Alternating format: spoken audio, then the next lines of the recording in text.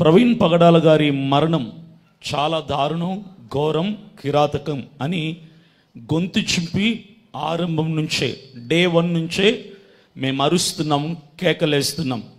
చాలామంది మా కేకలు ఆపటానికి ట్రై చేశారు, మా గొంతు నొక్కు పెట్టడానికి ట్రై చేశారు, కానీ మేము ఎక్కడ కూడా ఆగలేదు. నేను చాలా సందర్భాల్లో చాలా మీడియా ముఖంగా ఇంటర్వ్యూస్లో నేను చెప్పాను ఏమనంటే, ప్రవీణ్ పగడాల గారి మరణానికి ముందు క్రైస్తవులు వేరు, ప్రవీణ్ పగడాల గారి మరణం తర్వాత క్రైస్తవులు వేరు అని నేను చాలా సందర్భాల్లో చెప్పాను. జవహర్ లాల్ నెహ్రూ గారు ఒక మాట చెప్పేవాళ్ళు, ఇప్పుడే అజయ్ చెప్పాడు కదా, క్రైస్తవులు నిద్రపోతున్న సింహాల వంటి వారు, వాళ్ళని తట్టి లేపకండి, వాళ్ళు గర్జిస్తే ఎదుర్కోవటానికి ఏ ఒక్కడు కూడా నిలబడలేడు అని ఆయన చెప్పాడు. ఈరోజు ఏం చేశారు తెలుసా? నిద్రపోతున్నటువంటి క్రైస్తవాల్ని తట్టి తట్టి తట్టి తట్టి తట్టి లేపితే ఈరోజు గర్జించడం ప్రారంభించాం, అరవటం ప్రారంభించాం, ప్రశ్నించడం ప్రారంభించాం, పోరాటం ప్రారంభించాం. క్రైస్తవుడికి ఓటమంటూ ఉండదు, గెలిచే వరకు కూడా పరిగెడుతూనే ఉంటాం, ప్రశ్నిస్తూనే ఉంటాం, అరుస్తూనే ఉంటాం. అరిచే నోరుని నొక్కి పెట్టాలని ప్రయత్నించే ఏ ఒక్కరి ముందు కూడా భయపడే ప్రసక్తి లేదు, వెనకడుగు వేసే ప్రసక్తే లేదు, ముందుకు సాగిపోతూనే ఉంటాం. ప్రవీణ్ పగడాల గారికి ముందు క్రైస్తవులు ఎలా ఉండేవాళ్ళు తెలుసా? చావ చచ్చినటువంటి బ్రతుకులు బ్రతికేవాళ్ళు, నోరు మూసుకొని బ్రతికేవాళ్ళు. ఉమ్మినా, తిట్టినా, తన్నినా, కొట్టినా, మకారాలు లకారాలు వాడినా కూడా నోటి మీద వేలేసుకుని సిగ్గు ఎగ్గు లేకుండా మూలను కూర్చొని బతికే వాళ్ళు. ఏంట్రా ప్రశ్నించే ధైర్యం లేదా అంటే, యేసు ప్రభు చెప్పాడు సార్ శత్రువుని కూడా ప్రేమించమని, యేసు ప్రభు చెప్పాడు సార్ ఎడమ చెంప మీద కుడి చెంప మీద కొడితే ఎడమ చెంప చూపించమని, యేసు ప్రభు చెప్పిన సిద్ధాంతం సార్ ఇది అని చెప్పి సిగ్గు లేకుండా ధైర్యం లేని క్రైస్తవులు సేవకులు చాలామంది మౌనంగా ఉన్నారు. వీటన్నిటిని కూడా భరిస్తూ నీ తోటి సేవకుడి మీద, తోటి క్రైస్తవుడి మీద ఇలాంటి ప్రతికూలమైనటువంటి వాతావరణం కలిగినప్పుడు, దాడులు కుట్రలు జరిగినప్పుడు మౌనాన్ని వహిస్తూ పిరికితనాన్ని కవర్ చేసుకోవడానికి ఇలాంటి డైలాగులు వాడుతూ మేము క్రైస్తవులం, శాంతిని సమాధానాన్ని కోరుకుంటాం. మీరు క్రైస్తవులే, నేను కూడా క్రైస్తవునే. నోటి మీద వేలేసుకోమని చెప్పలేదు, క్రైస్తవ్యం. నేను చెప్పేది ఒకటే, యేసుక్రీస్తు ప్రభువుల వారు ఒక మాట చెప్పారు, నీ కుడి చెంప మీద కొడితే ఎడం చెంప చూపించమని. అదే యేసుక్రీస్తు ప్రభువుల వారు శిలువ శిక్షకు అప్పచెప్పబడినప్పుడు ఆ సైనికుల్లో ఒకడొచ్చి యేసయ్యని కొడితే, థ్యాంక్ యూ రా, బాగా కొట్టావు, ఈ చెంప మీద కూడా కొట్టు అన్నాడా? అనలా. ఏమన్నాడు తెలుసా? ప్రశ్నించాడు. ఏమని ప్రశ్నించాడు తెలుసా? నువ్వు నన్ను ఏ తప్పు చేశానని కొడుతున్నావు, ఆ తప్పు నాలో ఏదైనా ఉంటే చూపించి తర్వాత కొట్టు అన్నాడు ఆయన.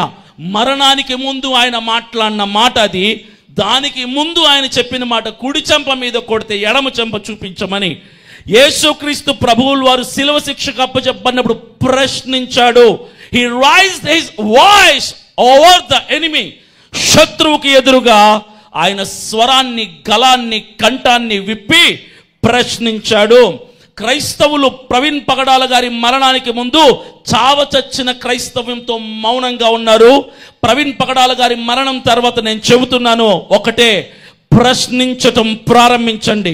అభినయ్ దర్శన్ కాదు, అజయ్ బాబు కాదు, వికేఆర్ మాత్రమే కాదు, ఇంకెవరో కాదు, మీరందరూ కూడా 2 తెలుగు రాష్ట్రాల్లో ఉన్నటువంటి క్రైస్తవ ప్రజలందరూ కూడా నిలబడి గొంతు విప్పి ప్రశ్నించడం ప్రారంభిస్తే అన్యాయం పారిపోద్ది, గెలుపు మన సొంతమైద్ది, ఓటమి మనల్ని చూసి భయపడుద్ది. ప్రతి క్రైస్తవుడు కూడా నేర్చుకోవాల్సింది ఏంటో తెలుసా? Questioning. Questioning is our right.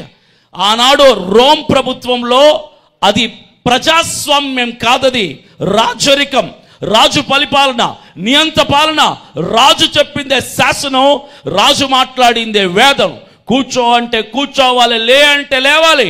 ఇది భారతదేశం, ఇది నా దేశం, స్వతంత్ర భారతదేశం, ఇది ప్రజాస్వామ్యం. ఇక్కడ అంబేద్కర్, దాదా అంబేద్కర్ సాహెబ్ గారు మనందరికీ కూడా కాన్స్టిట్యూషన్ ఇచ్చారు. ఆయన మనకు రాజ్యాంగం ఇచ్చారు. రాజ్యాంగంలో మనకంటూ కొన్ని హక్కులున్నాయి, అర్హతలున్నాయి. ఆ హక్కుల్ని కూడా చాలా మంది తెలుసుకోలేక నోరు మూసుకొని మౌనంగా ఉంటున్నారు. చాలా మంది మాట్లాడుతున్నారే, ఇది మా దేశం, ఈ దేశం మాది, ఇది మా దేశం, మీరు వెళ్ళిపోండి. ఇజ్రాయెల్కి మీరు వెళ్ళిపోండి, అమెరికాకి మీరు వెళ్ళిపోండి, ఆస్ట్రేలియాకి మాట్లాడుతున్న ప్రతి ఒక్క కుక్కని నేను అడుగుతున్నా, ఇది మీ అబ్బ సొత్తా? ఇది క్రైస్తవుల దేశం కూడా. మీకెంత హక్కు ఉందో క్రైస్తవులుగా మాకు కూడా అంతే హక్కు ఉంది. ఇది స్వతంత్ర భారతదేశం. we have right to live, we have right to question. మేము ప్రశ్నించటానికి మాకు హక్కు ఉంది, మేము నిలదీయటానికి మాకు హక్కు ఉంది. చచ్చిపోవడానికి కాదు సార్, మేము బ్రతకటానికి మాకు హక్కు ఉంది. క్రైస్తవుడు ప్రశ్నించకుండా మౌనాన్ని వహిస్తూ కూర్చుంటే కాలు కింద చెప్పవుతాడు, చెప్పు కింద మట్టి అవుతాడు, అంతకంటే దారుణమైన స్థితికి దిగజారిపోతాడు. ఇప్పటికైనా ప్రవీణ్ పగడాల గారి మరణం తర్వాత కళ్ళు తెరుచుకోకపోతే క్రైస్తవులు దిగజారిపోయిన స్థితిలోకి వెళ్ళిపోతారు. రానున్న రోజుల్లో క్రైస్తవులు కనుమరుగైపోతారు. సేవకులు వెతికినా కనపడరు.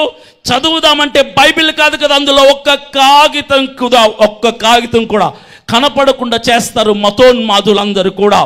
మన హక్కుని మనం వాడుకుందాం, మన అర్హతని మనం వాడుకుందాం. ఈరోజు కొన్ని కుక్కలు మరుగుతున్నాయి. ప్రవీణ్ పగడాల గారు తాగి చచ్చాడని. ఏమని? తాగి చచ్చాడని. అరే, బీడీ కాల్చేవాడు బ్రాండ్ మెయింటైన్ చేస్తాడు సార్, ఒకే బ్రాండ్ మెయింటైన్ చేస్తాడు. ఇంకో రకం బీడీ ఇస్తే కాల్చడు. సిగరెట్ తాగేవాడు ఒక బ్రాండ్ మెయింటైన్ చేస్తాడు, ఒక బ్రాండ్. ఆల్కహాలిక్ ఎవరైనా సరే మందు తాగేవాడు ఒక బ్రాండ్ మెయింటైన్ చేస్తాడు. అలాంటిది ప్రవీణ్ పగడాల గారు ఒకవేళ తాగారన్నదే కనుక నిజమైతే, ఆయన హైదరాబాద్ ఎల్బీ నగర్ లిక్కర్ మార్ట్లో ఒక బ్రాండ్ మందు కొన్నాడు. అదే ఆ ప్రవీణ్ పగడాల గారు కోదాడ్లో లిక్కర్ మార్ట్లో ఇంకో బ్రాండ్ మందు కొన్నాడు. అదే ప్రవీణ్ పగడాల గారు ఏలూరులో వైన్ షాప్లో ఇంకో మందు కొన్నాడు. 3 రకాల మందు ఎందుకు కొన్నారని ప్రశ్నిస్తే ప్రభుత్వానికి సమాధానం లేదు. ప్రశ్నలు వందలాదిగా అడుగుతున్నా సరే డిపార్ట్మెంట్ వారు నోరు విప్పటం లేదు. ఏమంటారు తెలుసా?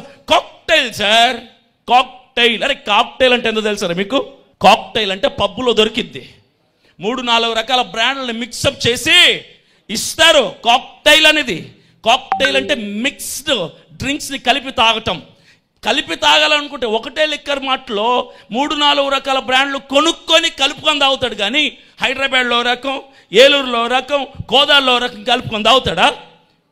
ప్రవీణ్ పగడాల గారిని ఎంత కిరాతకంగా చంపారంటే, డే 1 నుంచి I was there from the incident, from the beginning I was there. I have been watching every incident. అన్ని చూస్తున్నా, కుటుంబీకులు ఏం మాట్లాడారో చూస్తున్నాను, ప్రవీణ్ పగడాల మరణంలో ఎంత అన్యాయం జరుగుతుందో చూస్తున్నాను. గొంతు లేవనెత్తి మాట్లాడడానికి ప్రయత్నిస్తుంటే నాలాంటి వాళ్ళ గొంతులు నొక్కి పెట్టడానికి నోటీసులు, అరెస్ట్ వారెంట్లు ఇష్యూ చేసి భయపెట్టాలని ప్రయత్నం చేస్తున్నారు. ప్రవీణ్ పగడాల గారిని చంపి అక్కడ పడేసి కొంతమూరు దగ్గర రాజమండ్రిలో ఒక పనికి మాలినోడు మాట్లాడుతున్నాడు, రాజేష్ మహాసేనగాడు. వాడికి చెప్తున్నా నేను, రే ఇది కనుక హత్య అయితే ఎవడన్నా పెట్రోల్ బంకు దగ్గర సీసీ కెమెరాలు ఉన్నాయని తెలిసి కూడా అక్కడ హత్య చేస్తాడా అని వాడు ఆగుతున్నాడు. నేను చెప్పనా సీసీ కెమెరాలు ఉన్నాయి, చంపినోడికి తెలుసు ఆ సీసీ కెమెరా ఫుటేజ్ బయటికి రాదు అని. రాలా సీసీ కెమెరా ఫుటేజ్లు బయటికి రాలా. 3 సీసీ కెమెరాలు ఉంటే front, right, left, right side ఉన్న సీసీ కెమెరా ఫుటేజ్ ఇచ్చారు. అది కూడా 1/2 నిమిషం. ఫ్రంట్ ఉన్న కెమెరా, ఆ ఎగ్జాక్ట్ సీసీ కెమెరాకు ఆపోజిట్లో ఆయన చనిపోయి పడుంటే ఆ సీసీ కెమెరా కోసం గొంతు చెప్పి 20 రోజుల నుంచి అడుగుతున్నా నేను. రాత్రి 8 గంటల నుంచి ఉదయం 8 గంటల వరకు సీసీ ఫుటేజ్ మాకెందుకు ఇవ్వటం లేదని ప్రశ్నిస్తే సమాధానం లేదు డిపార్ట్మెంట్. ప్రశ్నిస్తే నోరు మూసుకోమంటున్నారు, అరెస్ట్ వారెంట్లు ఇస్తాం, కఠినమైన చర్యలు తీసుకుంటాం అంటున్నారు. అదే పెట్రోల్ బంక్కి వెళ్ళి, నయార పెట్రోల్ బంక్ నేను వెళ్ళి మేనేజ్మెంట్తో మాట్లాడి, సార్ సీసీ ఫుటేజ్లు ఉన్నాయి మాకు ఇస్తారంటే పోలీస్ డిపార్ట్మెంట్ వాళ్ళు తీసుకెళ్లారు. ఎన్ని సీసీ ఫుటేజ్లు? 3 సీసీ కెమెరా ఫుటేజ్లు తీసుకెళ్లారని చెప్పారు. 3 సీసీ ఫుటేజ్లు వాళ్ళ దగ్గర ఉన్నప్పుడు ఫ్రంట్ కెమెరా సీసీ ఫుటేజ్ మాకు 12 గంటల ఫుటేజ్ కావాలని అరుస్తుంటే ఎందుకు మాకు సమాధానం లేదు? మీరు ఇవ్వరు సార్, మీరు ఇవ్వరు. చంపినోడికి తెలుసు ఆ ఫుటేజ్ బయటికి రాదని, అందుకు చంపాడు. చంపినోడికి తెలుసు రానున్న రోజుల్లో సేవకుల్ని ఇలా చంపబోతామని హింట్ ఇవ్వటానికి, క్లూ ఇవ్వటానికి ఆ గుండెల మీద కాలి అచ్చర వదిలేశాడు. స్పెట్స్ మాస్క్ తీసి పక్కన పెట్టాడు. వాంటెడ్లీ క్లూస్ అన్నిటిని కూడా విడిచిపెట్టాడు. క్రైస్తవ సమాజం అంతటిని కూడా భయాందోళనలో పెట్టడానికి, భయపెట్టడానికి, సేవకులు ఎవరు కూడా ముందుకు స్వార్థ కోసం వెళ్ళకుండా ఉండటానికి చంపిన వాళ్ళు హంతకులు ఎవరైతే ఉన్నారో కావాలని అక్కడ క్లూస్ వదిలిపెట్టారు. కావాలని క్లూస్, యాక్సిడెంట్ అని చెబుతూనే ఇది మర్డర్, మేము చంపాంరా, మీరేం పిక్కోండి అని చెప్పే ప్రయత్నం చేశారు. అక్కడ వాంటెడ్లీ చేశారు. అయితే నేను ఒకటి చెప్పనా, మీరు ప్రవీణ్ పగడాల గారిని చంపారు. అయితే ఆయన చనిపోక ముందు తెలిసింది వేలాది మందికే. ఆయన మరణం తర్వాత ఆయన సువార్త ప్రపంచవ్యాప్తంగా ఉన్న 256 దేశాలకు చేరి లక్షలాది మంది రక్షణ పొందుకుంటున్నారు. ఈరోజు ఆయన చనిపోయాడని పిక్చర్లో కొంతమంది అనుకుంటున్నారు, చంపామని చంకలు గుద్దుకుంటున్నారు. ప్రవీణ్ పగడాల గారు ఈరోజు ప్రతి ఒక్క క్రైస్తవుడి కుటుంబంలో, ప్రతి ఒక్కడి ఇంట్లో బతికే ఉన్నాడు. ఈరోజు ఆయన వీడియోలు, ఆయన ప్రసంగాలు చూడని మనుషుడు అంటూ లేడు. భారతదేశంలో చూడని మనుషుడు అంటూ లేడు. ఆయన మరణించక ముందు ఆయన వీడియోలు వందల్లో వేలలో చూస్తే, ఆయన మరణించిన తర్వాత ఆయన ప్రసంగాలు లక్షల్లో, మిలియన్స్లో చూస్తున్నారు. చూసిన వాళ్ళలో హైందవులు ఉన్నారు, ముస్లింలు ఉన్నారు, జైన్లు ఉన్నారు, బుద్ధిస్టులు ఉన్నారు. ప్రవీణ్ పగడాల గారి సిద్ధాంతం ఎప్పుడు కూడా ఒకటేంటో తెలుసా? అరే, మనిషిని హైందవుడిగా, క్రైస్తవుడిగా, ముస్లింలుగా చూడొద్దండి. మనిషిని మనిషిగా ట్రీట్ చేయడం నేర్చుకోండి. మనిషిని మనిషిగా చూడడం మొదలు పెడితే మతం తలదించుకొని సిగ్గుతో పారిపోద్ది, ఓడిపోద్ది అని ఆయన సిద్ధాంతం పట్టుకొని ముందుకు సాగుతుంటే, అలాంటి మహా విలువలు కలిగినటువంటి మనిషిని మతోన్మాదులు కొంతమంది చంపి కుట్ర చేసి క్రైస్తవులను భయపెట్టాలని ప్రయత్నం చేస్తే, ఒక సేవకుని మాత్రమే, సువార్థికుని మాత్రమే మీరు చంపగలరు. సువార్థికుని చంపగలరు కానీ స్వార్థని చంపలేరు. బైబిల్ తగలబెట్టరు కానీ బైబిల్లో ఉన్న వాక్యాన్ని ఆపలేరు. ప్రవీణ్ పగడాల గారిని చంపి సేవకుల్ని భయపెట్టాలనుకుంటే ఒకటి చెప్తున్నా, ప్రతి ఇంట్లో ఒక ప్రవీణ్ పగడాల గారి లాంటి సేవకులు ఈరోజు లేవబోతున్నారు. ఇన్ ఎవ్రీ ఫ్యామిలీ, ప్రతి కుటుంబంలో ప్రవీణ్ పగడాల గారు లాంటి సేవకుడు లేవబోతున్నాడు. ఆయన సిద్ధాంతాలు ఏంటో తెలుసా? ఆయన చేంజ్ తీసుకురావాలనుకున్నాడు. క్రిస్టియానిటీలో చేంజ్ తీసుకురావాలనుకో. ఈ పనికి మాలిన వేదవాళ్ళు కొంతమంది వాగుతుంటారు కదా, దశం భాగాలు అడుగుతారు, కానుకలు అడుగుతారు, దశం భాగాలు అడుగుతారు. ఆయనకు నచ్చదు అది. ప్రవీణ్ పగడాల గారికి అది నచ్చదు. అది ఏమంటారు తెలుసా? ఆయన పాస్టర్ అనేవాడు, సేవకుడు అనేవాడు, స్వార్థికుడు అనేవాడు 100 మందికి సహాయం చేసేలాగా ఉండాలి తప్ప సంఘంలో చేయి చాపి దశం భాగాలు ఇవ్వు, కానుకలు ఇవ్వని అడుక్కునేవాడు ఇలా ఉండకూడదు అంటాడు ఆయన. అది ఆయన సిద్ధాంతం. క్రైస్తవుడు అనేవాడు ప్రతి సెక్టార్లో ఉండాలి అనేవాడు ఆయన. రాజకీయ రంగంలో ఉండాలి అనేవాడు ఆయన. ఈరోజు భారతదేశంలో ఉన్న క్రైస్తవుల యొక్క దరిద్రం ఏంటో తెలుసా? మనల్ని చంపినా, మనల్ని కాల్తో తన్నినా, మనల్ని కిరాతకంగా దూషించినా, మన పక్షాన మాట్లాడడానికి అసెంబ్లీలో కానీ పార్లమెంట్లో కానీ పొలిటికల్గా ఒక్క లీడర్ ఉంటే ఎవడని చెప్పండి చూద్దాం. ఒక్క leader. Is there any leader? ఒక్క నాయకుడు ఉన్నాడా? ఆయన ఏమన్నాడో తెలుసా?